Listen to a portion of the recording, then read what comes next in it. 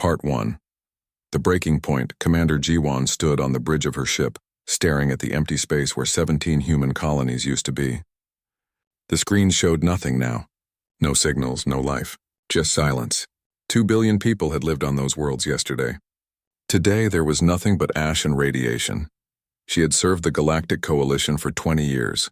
20 years of following their orders, fighting their wars, building their stations. 20 years of proving that humans deserved respect. 20 years of being told to wait, to be patient, to show them that humanity could be trusted. All of that meant nothing now. The message from her sister had come through 47 hours ago. Jiwan had been in a meeting with Coalition officers when her communication device started buzzing. She ignored it at first. The meeting was important. They were discussing patrol routes and supply chains. Boring stuff that kept the galaxy running, but the buzzing wouldn't stop. Finally, she excused herself and stepped into the hallway. The message was audio only. Her sister's voice was shaking, broken by static and fear. Jiwan, they're here. The Vrax ships. They're not responding to our calls. They're just firing. The defense grid is down. The shelters are full, but it won't matter. They're burning everything. Tell Mom I love her. Tell everyone we didn't do anything wrong.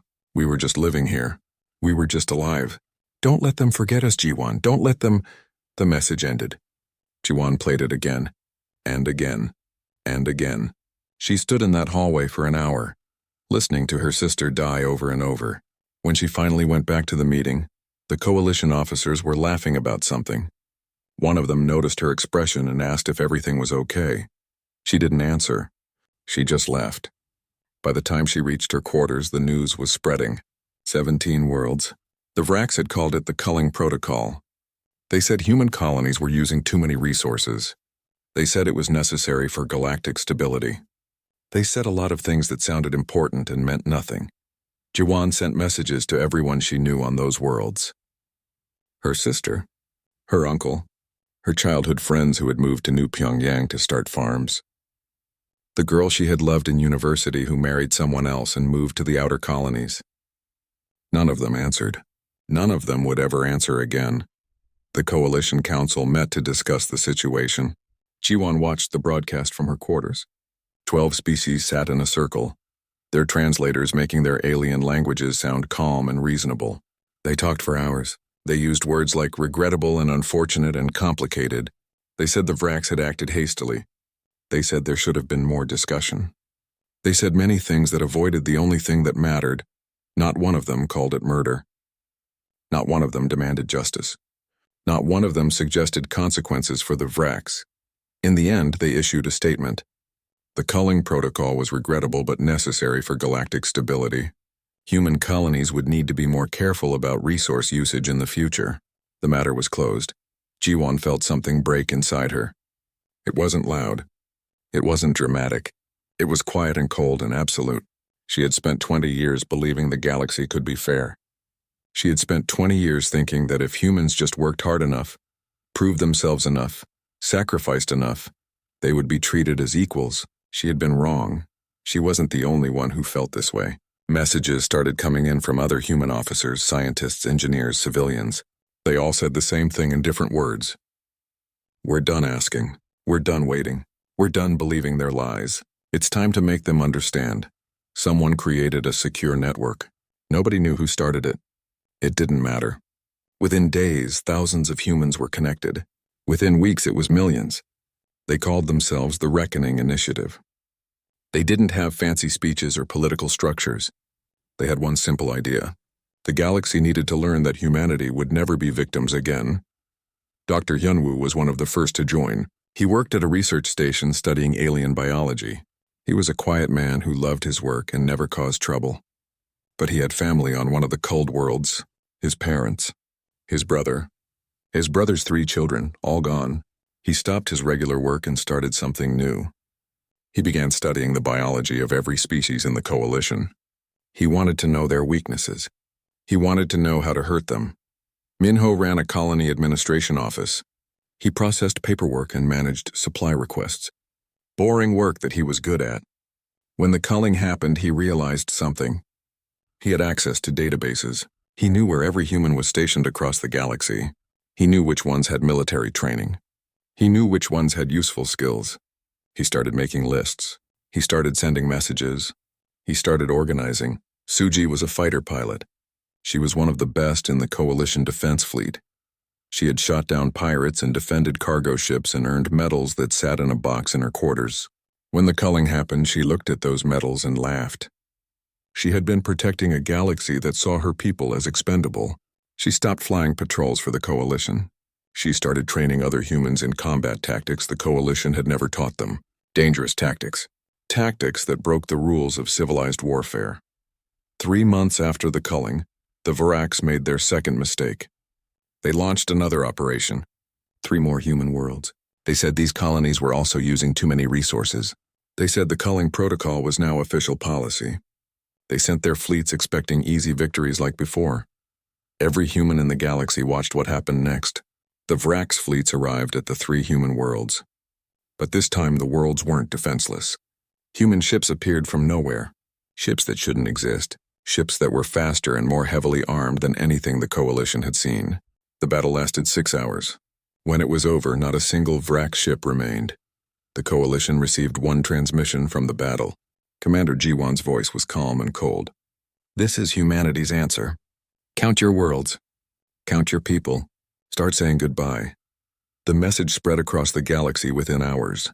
Some species called it a threat. Some called it madness. Some called it terrorism. But every species understood what it really was. It was a promise. Humanity was done being civilized.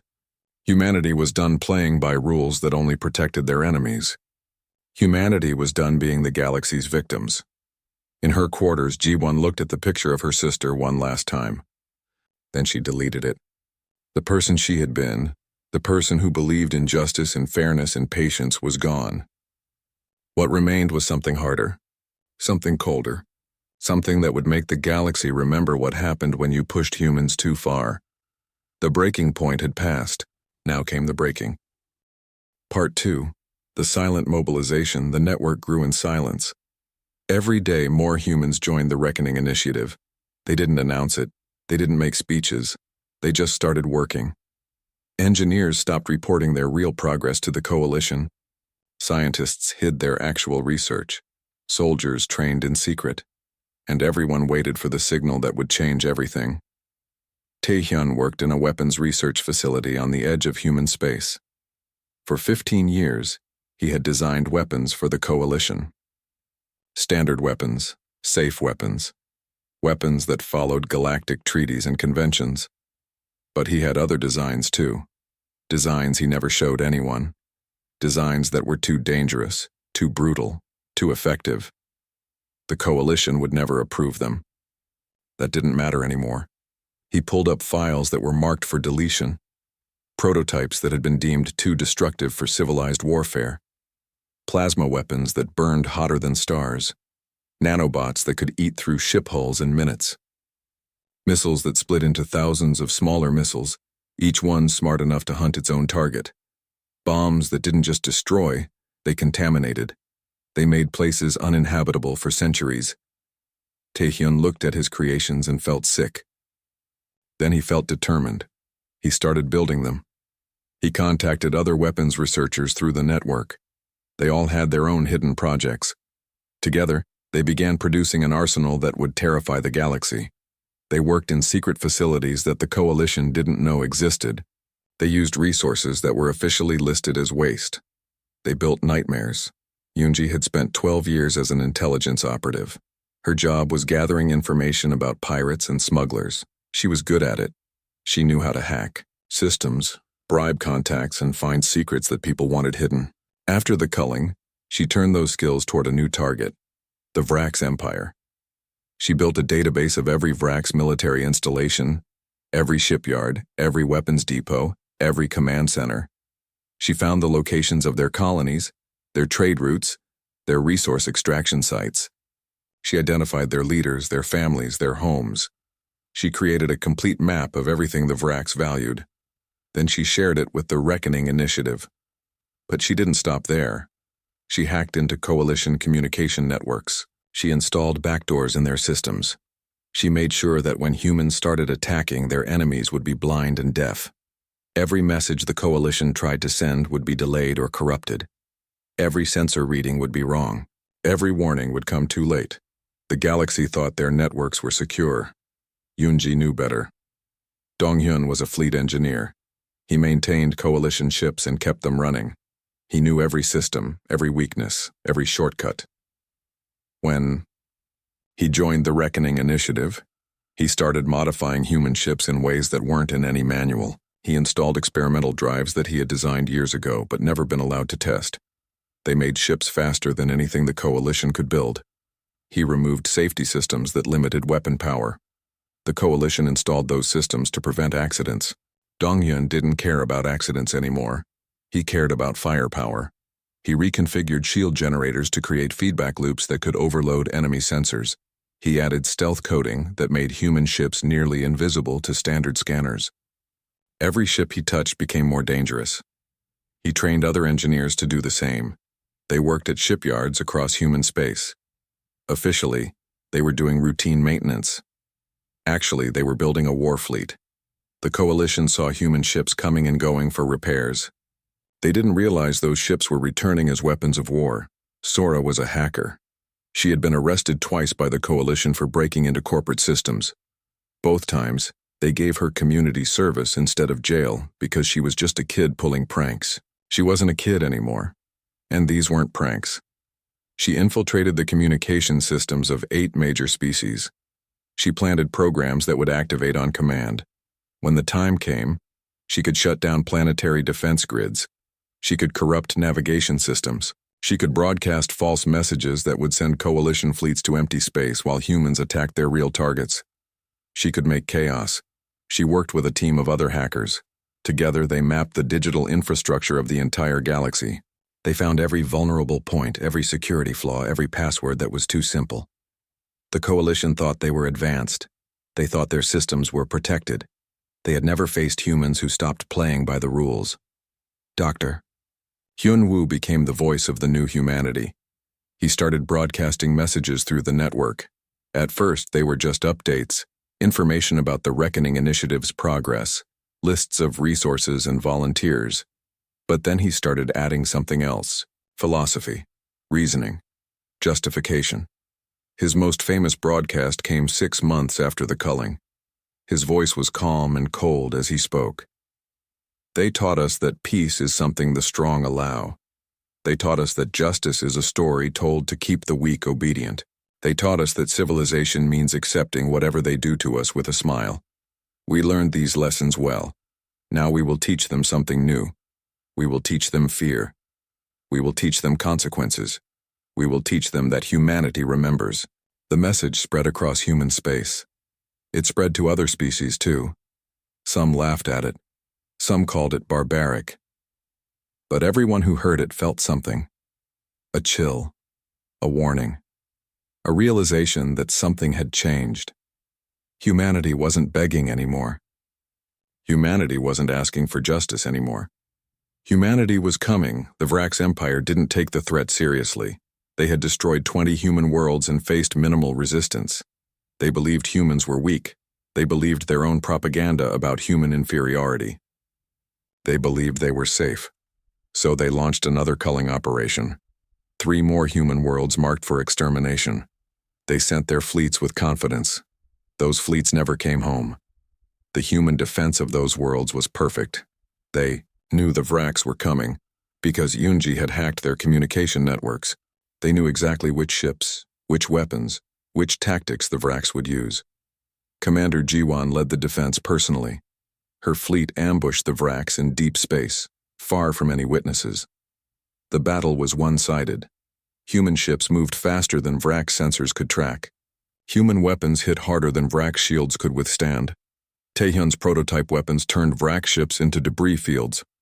Within 6 hours, the entire Vrax fleet was destroyed. Not one ship escaped. Not one pilot survived. Jiwon made sure to broadcast one message before the last Vrax ship died. You extinguished 17 of our worlds. We will take 50 of yours. This is not war, this is mathematics. Start counting. The message reached the Vrax homeworld. It reached the Coalition Council. It reached every species in the galaxy. And for the first time since the culling, the galaxy realized something important. Humanity had been holding back. All those centuries of following rules and obeying laws and proving themselves worthy of respect, humans had been restraining something. Now that restraint was gone. The Coalition Council called an emergency session. 12 species debated what to do about the human threat. Some wanted to negotiate, some wanted to issue warnings, some wanted to ignore the whole situation and hope it went away. In the end, they made the worst possible choice. They declared humanity a rogue species. They authorized military action. They gave every coalition member permission to attack human forces on sight. They thought this would intimidate humanity into surrendering. They thought wrong. When Jiwon heard about the council's decision, she smiled for the first time in months. It wasn't a happy smile. It was the smile of someone who had been hoping for an excuse. "Good," she said. "Now we don't have to feel guilty about what comes next." Across human space, the Reckoning Initiative activated. Ships that had been hiding in deep space moved to attack positions. Weapons that had been built in secret were loaded and armed. Hackers who had been waiting for the signal crashed systems across the galaxy. And millions of humans who had been living quiet lives as laborers, engineers, and clerks suddenly revealed themselves as something else. Soldiers, saboteurs, assassins. The galaxy had made its choice. Now humanity would show them the cost of that choice. The silent mobilization was over. The war was beginning. Part 3. Vengeance Unleashed. The attack on Vraxis Prime began at dawn. Not that the Vrax measured time that way, but humans did. And this was a human operation. Admiral Kyungmin commanded the assault fleet. 300 ships emerged from hyperspace at the edge of the Vrax home system. Every ship had been modified by Donghyun's engineers. Every weapon had been designed by Taehyun's team. Every tactical advantage had been planned by Commander Jiwon. The Vrax homeworld had defenses that were 10,000 years old. Orbital platforms with weapons that could destroy moons. Shield generators that could withstand nuclear bombardment. Sensor arrays that could detect threats from light years away. They had never been breached. Never been challenged. Never been tested by an enemy that truly wanted them dead. Sora activated her programs first. The Vrax sensors stopped working properly. They showed human ships in wrong locations. They reported weapon signatures that didn't exist. They created ghost fleets and phantom attacks that pulled defenders out of position. By the time the Vrax realized their sensors were lying, the human fleet was already inside their defenses. The orbital platforms opened fire, massive energy beams that could cut through any known armor. But human ships weren't where the beams were aiming. Donghyun's experimental drives made them too fast. They danced between the attacks like fighters instead of capital ships, and when they fired back, they used Taehyun's prototype weapons. Plasma cannons that burned at temperatures found inside stars. Missiles that split into swarms of smaller missiles, each one finding a target. Nanobots that ate through station hulls and turned them into dust. The orbital platforms fell one by one. Each platform had crews of thousands. None of them survived. The planetary shields came online next. Energy barriers strong enough to stop asteroid impacts. But Jiwon had studied Vrax technology for months. She knew the shields had a weakness. They needed time to recharge between impacts. Human ships fired in waves. The first wave hit the shields. The second wave hit the same spots before the shields could recharge. The third wave broke through. It took 6 hours. 6 hours from the first shot to the last defense falling. The Vrax had thought they were safe behind their ancient defenses. They were wrong. The human fleet now surrounded their homeworld with nothing to stop them. Admiral Kyungmin opened a channel to the planet. His voice was broadcast across every Vrax communication network. "You killed 2 billion of us. You called it necessary. You said we used too many resources. You said we didn't matter. Now we will show you what necessity looks like." The Scourge Protocol was Taehyun's most terrible creation. Missiles that didn't explode. They released something worse. A biological agent designed specifically for Vrax biology. It spread through their atmosphere like fog. It didn't kill instantly. It took hours. Painful hours as their respiratory systems slowly shut down. 3 trillion Vrax lived on the homeworld. In the first day, 1 trillion died. In the second day, another trillion. By the third day, the planet was silent. The buildings still stood. The cities remained intact, but nothing lived there anymore. Nothing could live there for at least a century. Commander Jiwan watched the scourge spread across the planet from her command ship. She felt nothing. No guilt, no satisfaction, no emotion at all. She had spent months imagining this moment. She thought she would feel something. Victory, maybe, or horror at what she had become. But there was only emptiness. The galaxy watched in shock. The Vrak's homeworld had fallen. Not conquered, not occupied, destroyed, 3 trillion dead in 3 days. Some species called it genocide. Some called it justice. Jiwan didn't care what they called it. She just broadcast one message to the galaxy. 16 more worlds to go. We keep our promises. The Coalition Council met in emergency session again. This time the debate was different. Fear had entered the room. The humans had done something no species thought possible. They had destroyed a homeworld. They had killed trillions. They had shown that they could and would do anything to get revenge. 12 species voted to launch a military response. They called it the Armada of Unity. Ships from every major coalition member, the largest fleet ever assembled. Millions of soldiers, thousands of ships. They would crush humanity and end this threat forever. That was the plan. But plans required communication. And Yunji controlled communication. The Armada of Unity assembled slowly because coordination messages got delayed or corrupted. Ships arrived at wrong locations. Supply lines got confused. Commanders received orders that contradicted each other. By the time they figured out they were being sabotaged, humans had already moved to the next phase. Fighter pilot Suji led squadrons of small, fast ships. They didn't attack the Armada directly. That would be suicide. Instead, they attacked everything else. Supply convoys bringing food and fuel to the fleet. Medical ships carrying medicine. Transport vessels bringing reinforcements. Every ship that supported the Armada became a target. Suji's tactics were brutal. She didn't just destroy enemy ships. She made examples of them. She broadcast the final moments of dying crews. She targeted life support systems so enemies suffocated slowly. She left survivors specifically to spread stories of what humanity had become. Terror was a weapon, and she used it perfectly. The Armada commanders complained that Suji's tactics violated the laws of war. They sent formal protests through proper channels. Jiwan received those protests and laughed. Tell them we'll follow the laws of war as soon as they resurrect our 2 billion dead. Until then, we fight our way. Human forces spread across the galaxy like a plague. They didn't try to hold territory. They didn't try to occupy worlds. They just destroyed and moved on. Every Vrak's colony became a target. Every species that voted for military action against humanity found their assets under attack. And every species that tried to stay neutral discovered that humans considered neutrality the same as support for their enemies. Dr. Hyunwoo's broadcasts became famous. Or infamous. He didn't threaten. He educated. He explained in calm, clinical detail exactly how humans would dismantle each species that had supported the culling. He named specific worlds that would be targeted. He provided dates and methods. And he kept every promise. When he said the Thulian colony on Regulus 7 would fall within the week, it fell in 5 days. When he said the Korthan trade hub would be destroyed by nanobots, that's exactly what happened. When he said the Zarine Military Academy would be hit by relativistic projectiles, the academy was vaporized by chunks of metal moving at 90% of light speed. The galaxy started calling him the Prophet of Ruin. He didn't like the nickname, but he didn't stop broadcasting. Every week a new message. Every week new promises. Every week those promises became reality.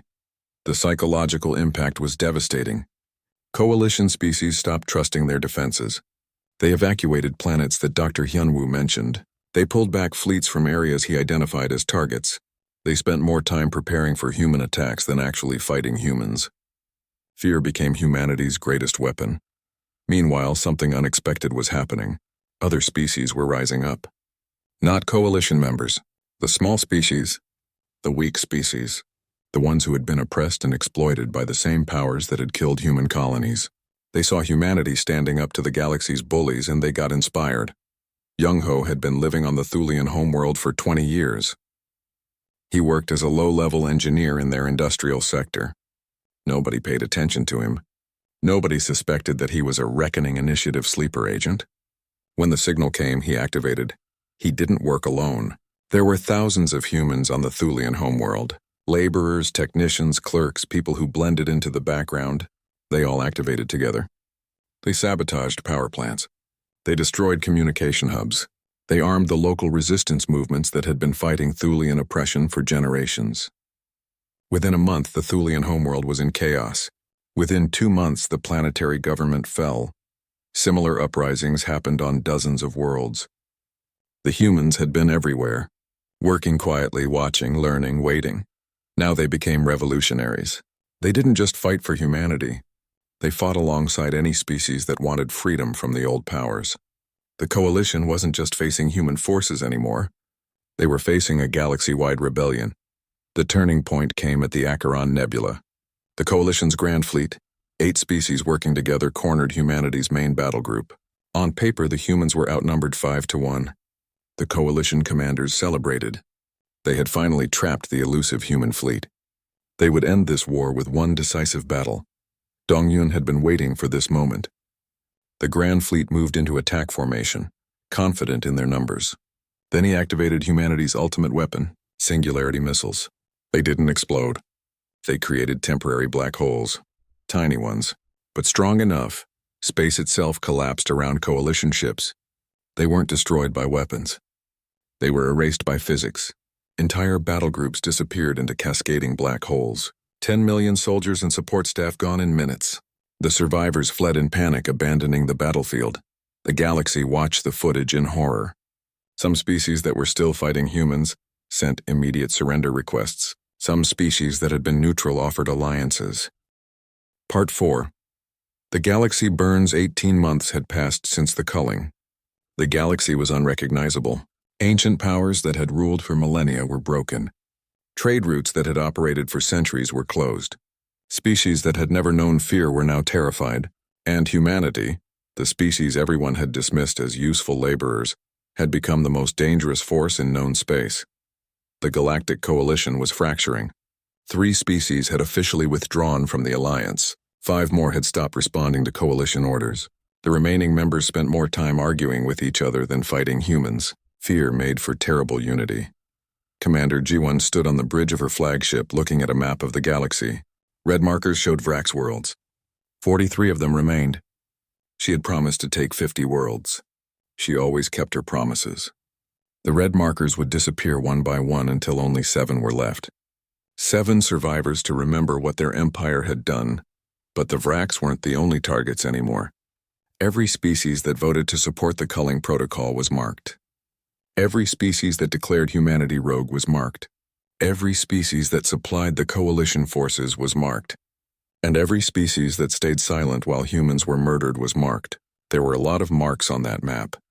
Minho coordinated the sabotage operations from a hidden base on the edge of human space. He had lists. So many lists. Every human who had lived among alien species. Every human who had access to critical infrastructure. Every human who could become a weapon when needed.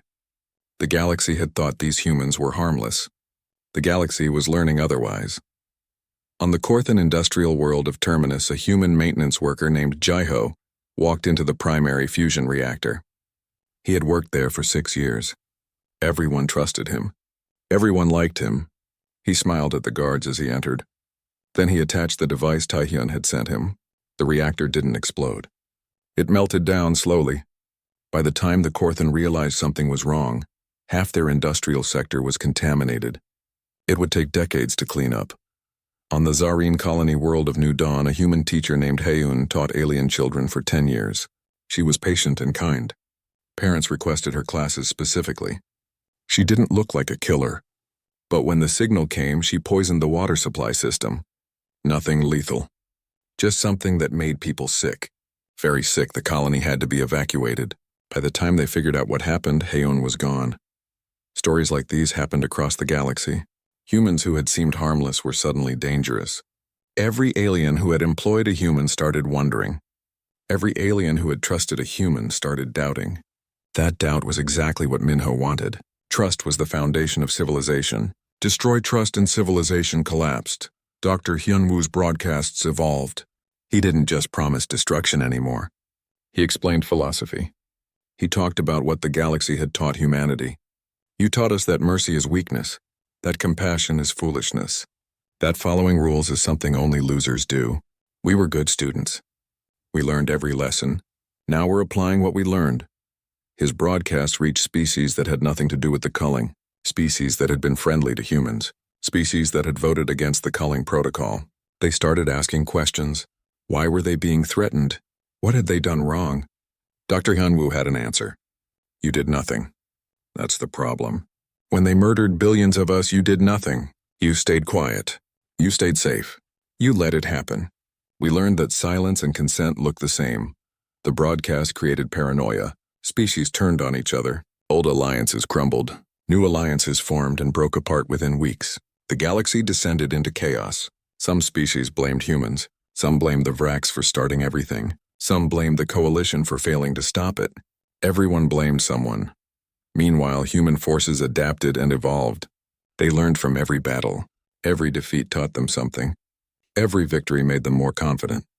They started taking risks that should have been suicidal but somehow worked.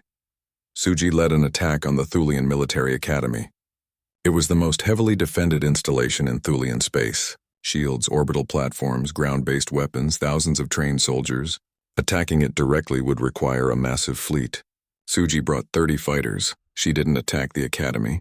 She attacked the moon above it. Her fighters carried mining charges, the kind used to break apart asteroids. They planted those charges in specific locations that Dr. Hyunwoo's team had calculated. When the charges detonated, the moon broke apart. Chunks of rock fell toward the planet below. The Academy's shield stopped the first impacts. And the second. But eventually, the shields failed. The Academy was buried under a mountain of lunar debris. The Thulians called it barbaric. They called it a war crime. They called it proof that humans had no honor. Suji just called it effective. Honor is for people who can afford to lose, she said. We can't. The Coalition tried to organize another major offensive. The Armada of Unity had failed. Maybe a different strategy would work. They decided to attack human homeworlds directly. Earth, Mars, Luna Station. If they could threaten what humans valued, maybe humans would negotiate. The plan failed before it started. Unji had been monitoring Coalition communications for months. She knew about the plan before the Coalition admirals finished designing it. When the Coalition fleet assembled to attack human space, they found human forces waiting in ambush. The battle lasted 20 minutes. 3/4 of the Coalition fleet was destroyed. The rest retreated in disorder. But something happened during that battle that changed everything. A Coalition missile got through human defenses. It hit a transport ship evacuating civilians from Luna Station. 2,000 humans died. Most of them were children. Families trying to escape the war zone. Commander Jiwon saw the footage of the destroyed transport. She saw the bodies floating in space. She saw the small bodies. The children.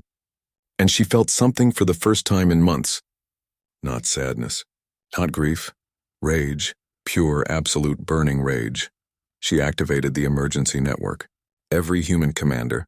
Every Reckoning Initiative member. Every sleeper agent. She gave them one order. Stop holding back. Stop being strategic. Stop being careful. Burn it all. What followed became known as the Week of Fire. Human forces attacked everything. Military targets. Civilian targets. They stopped distinguishing. A Zurine trade station. A Korthan hospital ship. A Thulian agricultural colony. Nothing was off limits anymore. If it belonged to a Coalition species, it was a target. Young Ho led a team that destroyed the Thulian cultural archives. Thousands of years of history and art, gone. When asked why, he said, "They wanted to erase us from existence. Now we'll erase them from history." Minji, a demolitions expert posing as a simple mechanic, destroyed the Coalition's primary shipyard. She had been working there for 8 years, studying its structure, planning the attack. When she finally acted, she collapsed the entire orbital platform. 200,000 workers were on that platform. Most of them weren't soldiers. Most of them were just doing their jobs. None of them survived. Jaeho worked in banking systems, boring work, numbers and accounts and transactions. But he understood how the galactic economy worked. He crashed the financial networks of 3 major civilizations. Savings disappeared. Investments vanished. Trade became impossible. Economies that had been stable for centuries collapsed overnight. Billions of civilians who had nothing to do with the war suddenly found themselves poor. Dr. Hyunwoo's broadcasts took on a darker tone. You wanted to see what humans become when you push us too far. Look around. This is what you created. Every burning world, every destroyed station, every collapsed economy. You did this. You taught us that the only thing that matters is power, that the only thing anyone respects is fear. Congratulations, we learned. Some human commanders started questioning the strategy. Admiral Kyungmin contacted Jiwon privately. We're killing civilians, he said. We're destroying things that have nothing to do with military targets. We're becoming exactly what they accused us of being. Jiwon's response was cold. They killed 2 billion of us. They called it necessary. Every civilian we kill, every world we burn, every economy we crash, we're just following the example they set. If they don't like it, they should have thought about that before they started. But doubt was spreading. Not just among humans, among coalition species too. Regular civilians who never wanted this war, who never supported the culling, who just wanted to live their lives. They were suffering because their leaders made decisions they didn't agree with. Some of them started protesting. Some started demanding peace. Some started blaming their own governments instead of humanity. The Coalition Council met again. This time only 8 species showed up. 4 had officially withdrawn. The remaining members looked at each other with suspicion and fear.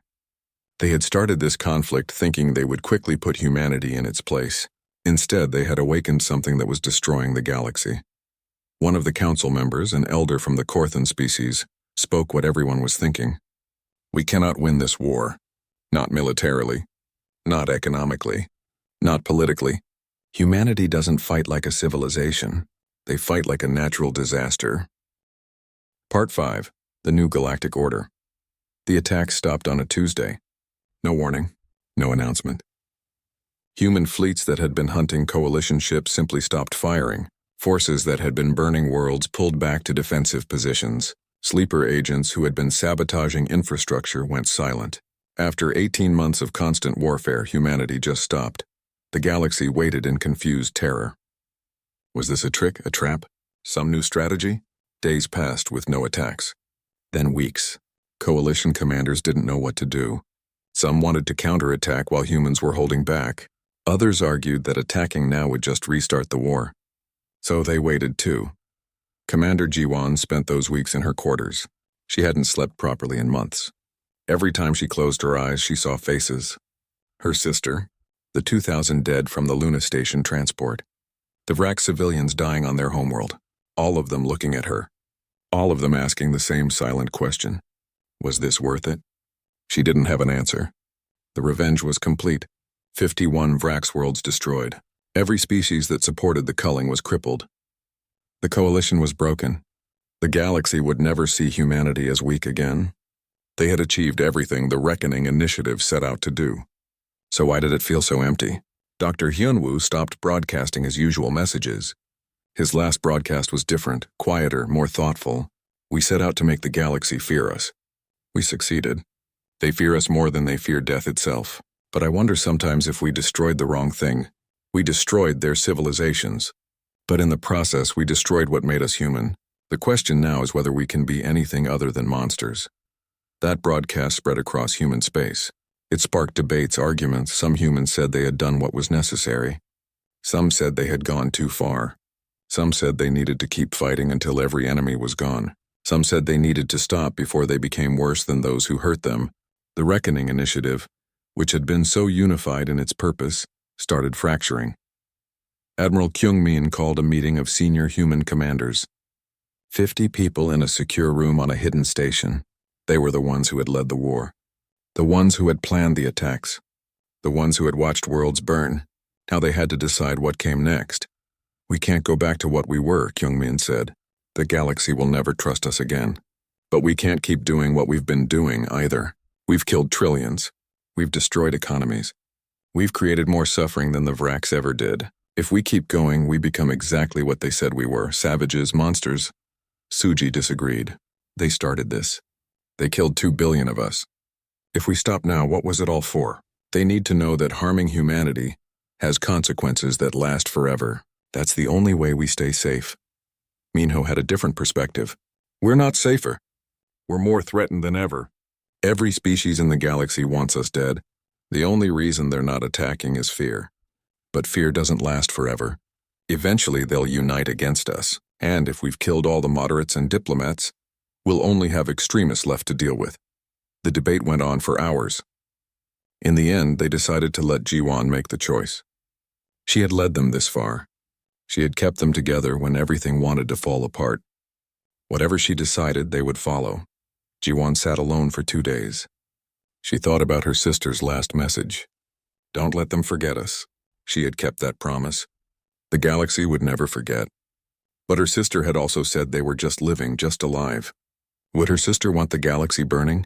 Would those 2 billion dead want trillions more added to the count? She made her decision. She sent a message to every human commander. Prepare for negotiations. They were going to end this war, but they were going to end it on humanity's terms. The broadcast went out across the galaxy. Commander Jiwan's face appeared on every screen, every network, every communication device. Her voice was calm and cold. The Galactic Coalition started this war by murdering 2 billion humans. We have shown you the consequences of that action. Now we will tell you the price of peace. She outlined the terms. They weren't negotiations. They weren't suggestions. They were demands. The Vrax Empire was dissolved.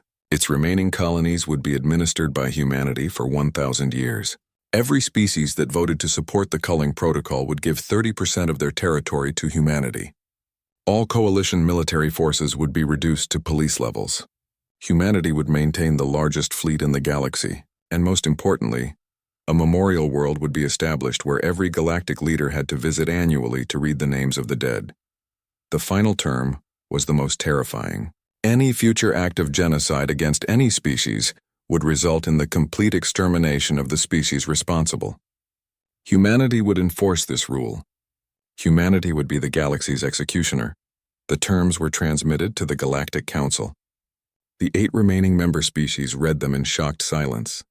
Some wanted to refuse, some wanted to fight, but they all knew the truth. They had no choice. Humanity had proven they could destroy anyone who opposed them. The only question was whether to accept the terms or be destroyed. The vote was scheduled for 1 week later. During that week, protests erupted across coalition worlds. Some civilians demanded their leaders reject the terms and fight. Others demanded acceptance and peace. The galaxy was divided, but the leaders knew what they had to do. When the vote came, it was unanimous. All 8 species accepted humanity's terms. The war was over.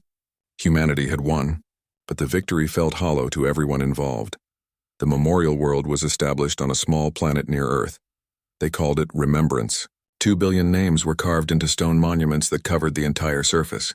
Every name. Every person who died in the culling. It took 3 years to finish the construction. The first visit was mandatory for all coalition leaders.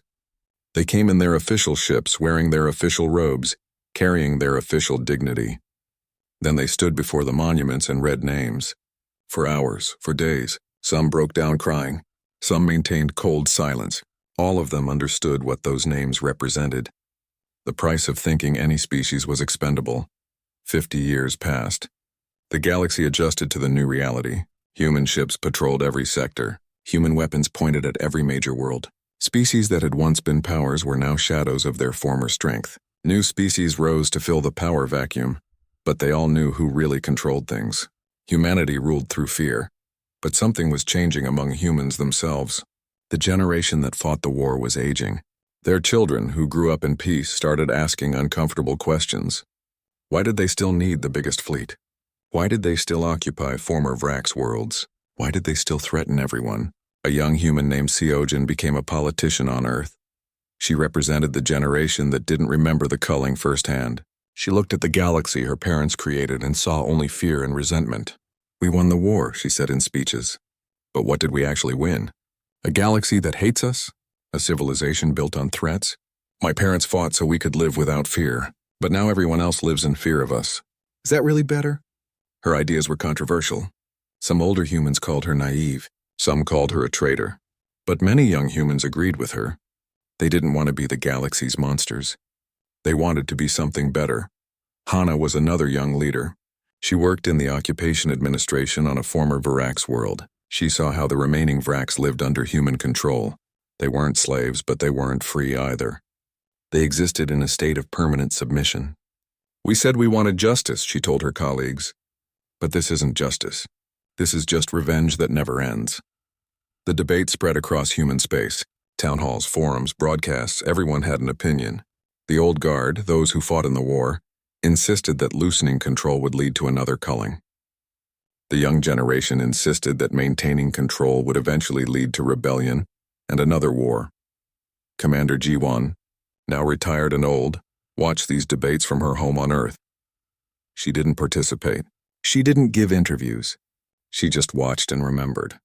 Sometimes she visited Remembrance and read names from the monuments. Her sister's name, her uncle's name, the names of people she would never forget. One day, a reporter found her there and asked for an interview. She usually refused, but this time she agreed. The reporter asked the question everyone wanted answered. "Do you regret it?" "Everything that happened. Everything you did," Jiwan thought for a long time before answering. "Regret is too simple a word. I don't regret protecting humanity. I don't regret making sure the galaxy knows we won't tolerate being murdered. But I do wonder if we went too far. If we became something worse than those who hurt us. The problem is I don't know what else we could have done. They killed 2 billion of us and faced no consequences. We made sure there were consequences. Whether that makes us heroes or monsters, I honestly don't know." The reporter asked one more question. "What would you say to the young generation who want to change things?" Jiwon looked at the monuments around her. 2 billion names. 2 billion reasons for what they did. I would say that their generation gets to make their own choices. We made ours.